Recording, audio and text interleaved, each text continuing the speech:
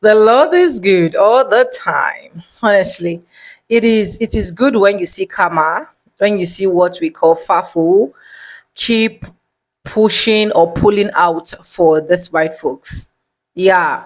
The good part is, anything black people say, they don't listen until when it gets to the terrible stage. Then they'll now realize that, oh, they actually say this. Why didn't we listen? Do you get? As at this point of filming this video, white folks are coming for each other. Like they are raging on each other. They are unleashing on each other. Why? Because every single promises that has been made to them has literally been broken. And this particular man actually have to go live without, like, on a live national TV, without closing his mouth. He said, we literally do not have a better representative. You're going to be watching all of that clips, right? Anyways, black people told you guys, but you guys refused to listen. So the FAFO comment for you guys, it's quite hilarious. Maybe in your next generation, you would definitely listen to black folks. Honestly. Anyways, hi guys, welcome back to the channel. Sonia, like, comment, and share. Credit belongs to the original creators of every single clips and stitches we have in our today's episode, and this is just for educational purpose, not to come here bash anyone, right? With that being said, let's dive right into this video, and I'll be back with commentaries. Enjoy.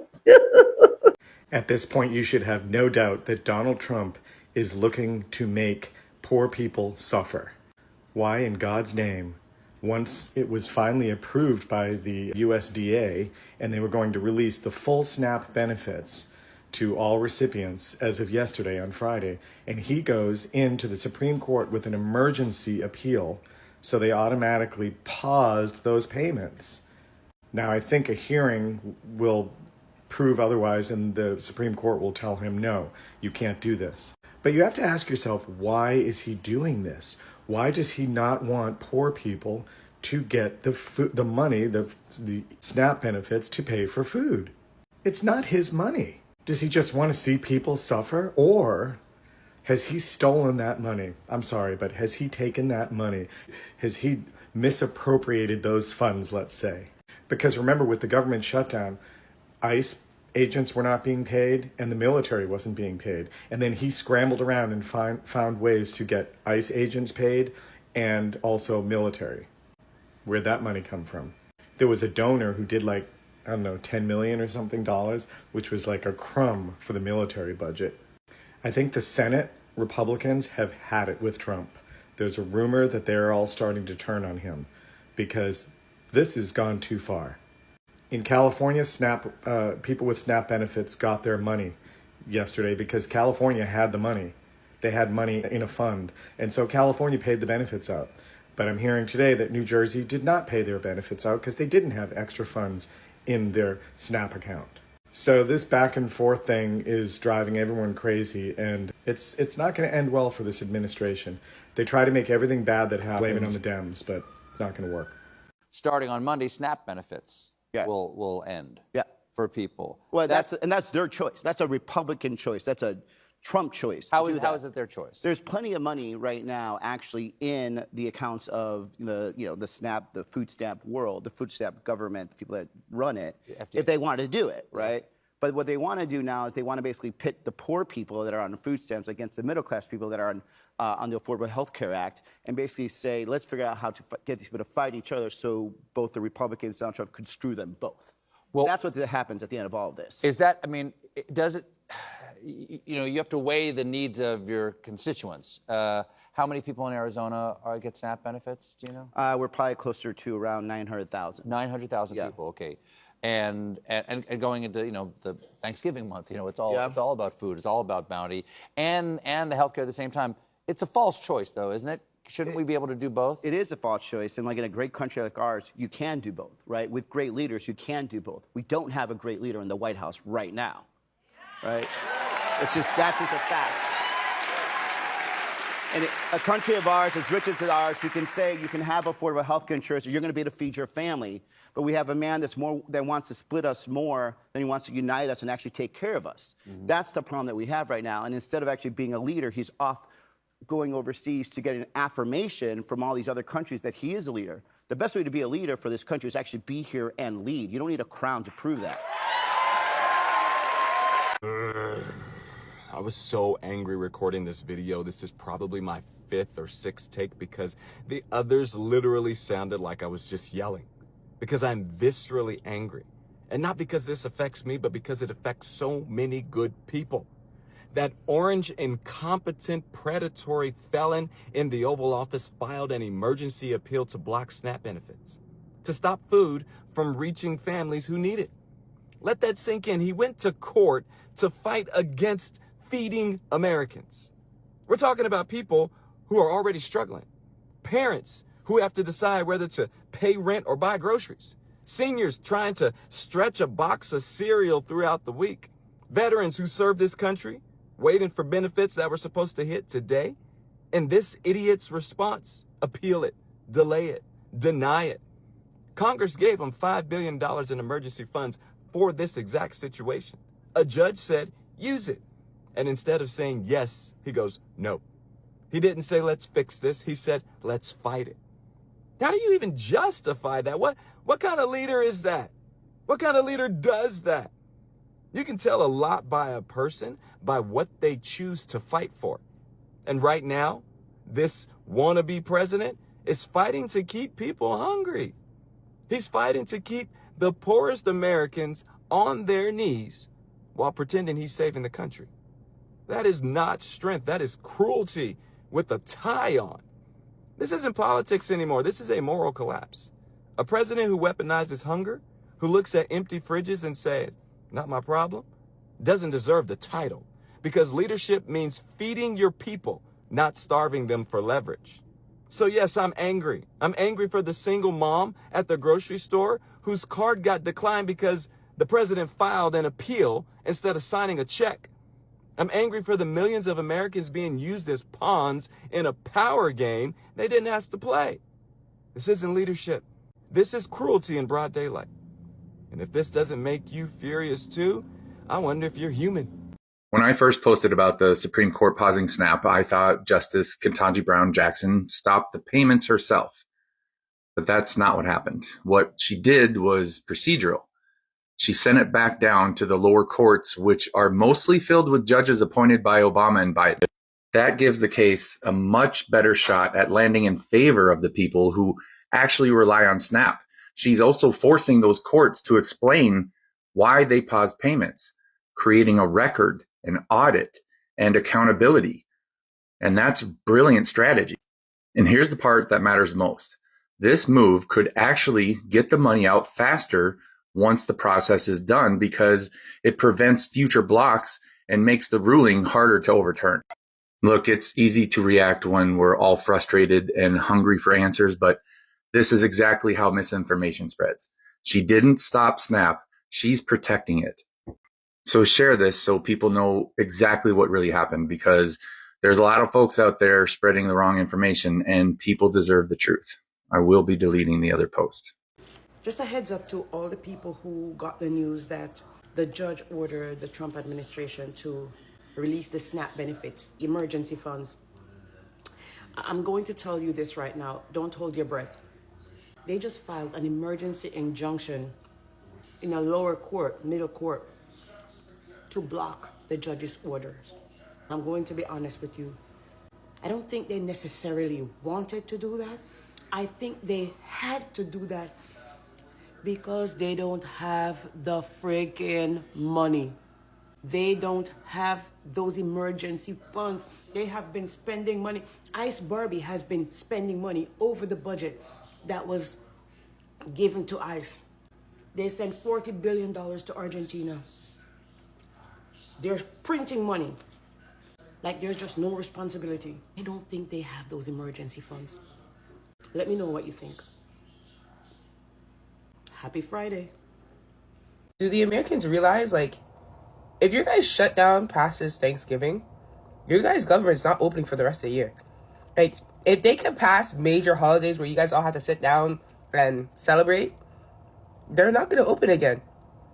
Thanksgiving's coming up. If it's not open by Thanksgiving, It's not going to open till next summer. Like, I'm laughing out of nervousness. It's not funny, haha. It's funny, oh my freaking God, how could you guys let this happen again?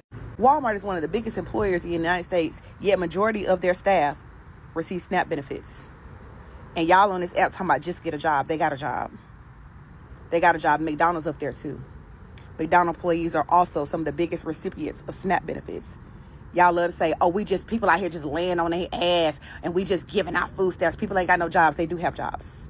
They work. Where have you been the past few years? They've been asking at Walmart to give them $15 an hour. $15 an hour ain't even livable anymore. Maybe a couple years ago when they first started, but it's not livable anymore.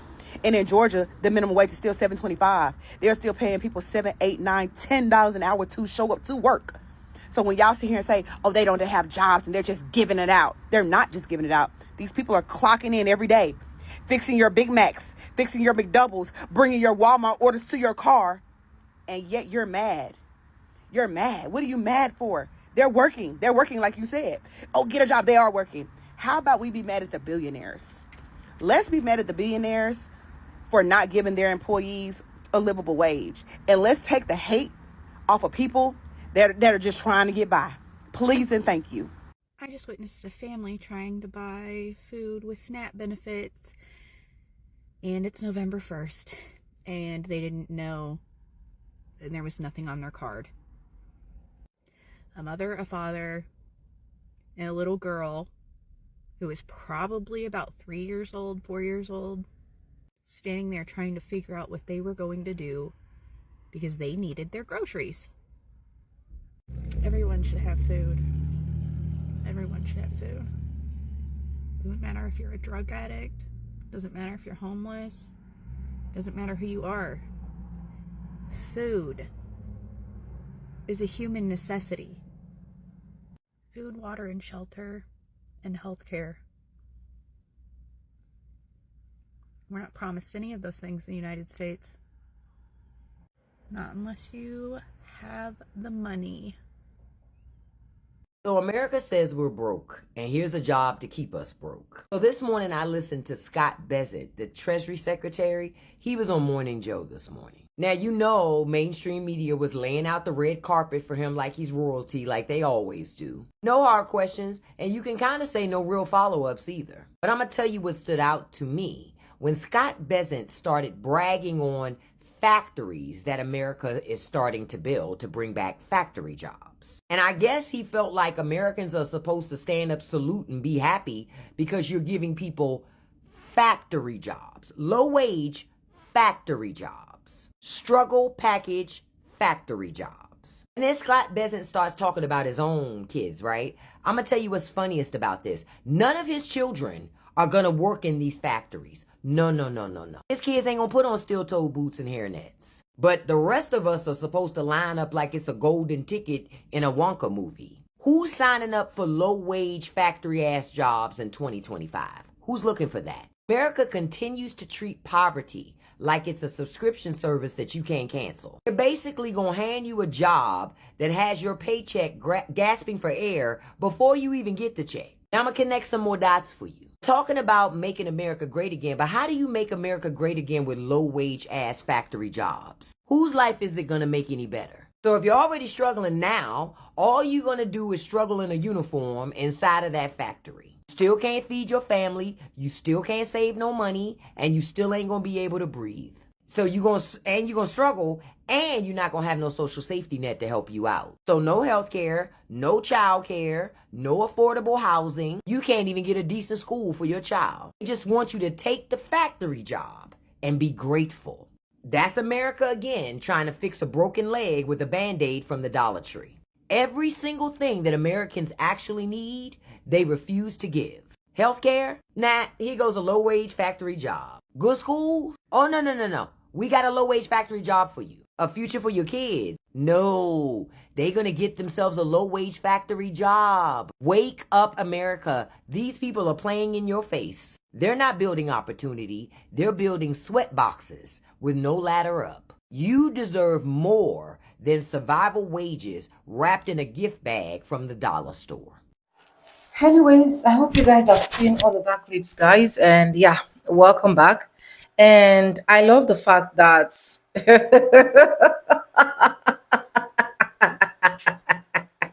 they are getting absolutely what they really sign out for, because you can imagine that this orange man is literally busy. Like, he is busy helping other countries, he is busy sending billions, sending he sent over 40 billions to Argentina. He even said it that he's gonna come to Nigeria to come and help us deal with our insecurity, blah blah blah. But forgetting that a lot of Americans cannot feed, forgetting that a lot of his folks are suffering, people that actually put him there, they are suffering. People that made him answer that particular name called president, they are wailing, crying every single night for God to come to their rescue. But no, this man is busy building ballrooms. He's busy doing any extra thing he don't really care. Like, it's none of his business. Just for him to meet up, that is it. I don't know. Honestly, I keep saying it as citizens. Do not put your hope. Do not put your hope on these people, these so-called people that we literally elect. But the annoying part of this one is white folks literally warned a lot of people about this. Do not go to this level. Now, a lot of them are coming out to be like, oh, we are not educated enough to understand what politics is, blah, blah, blah. When this man literally told you guys during his campaign that this is actually what he is going to do. He said it. He was not joking about it. He didn't say it as if he didn't meant it. He said with his full chest that I'm gonna do this, I'm gonna remove illegal immigrants, I'm gonna a lot of people were hailing him. And it still baffles me that at this point that a lot of people are hungry.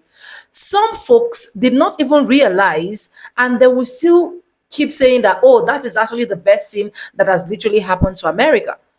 I wonder how best thing it is. And do not ask me and do not come for me and be like, oh, why are you even so? I am so bothered about America because it is quite affecting us too as individuals. It is. The cost of things, the rate of things, the way it was before is not the same thing right now. We know what we are passing through just because of this Trump policy, east, west, north, and south. Next time, before you vote someone, if black folks are telling you that this is what you're actually going to do, you have to sit down and listen. You have to be educated, because all what is bringing this is we don't want black people. We want we want the orange man. We want the orange man. Now he just go ahead, make decision without even considering anybody.